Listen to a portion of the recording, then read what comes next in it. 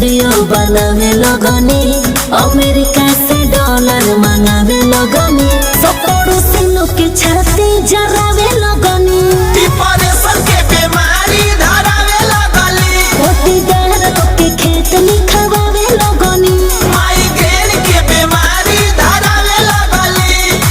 अरे हमरा के हल्का में लेत रहे लो।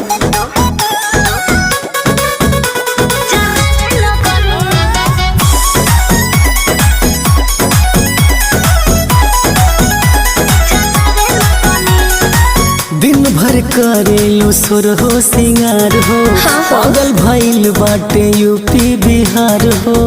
होखे तो ए भौजी दिन भर करेलो सुर हो सिंगार हो, पागल भइल बाटे यूपी बिहार हो। अरे सोनवा के हार बनावा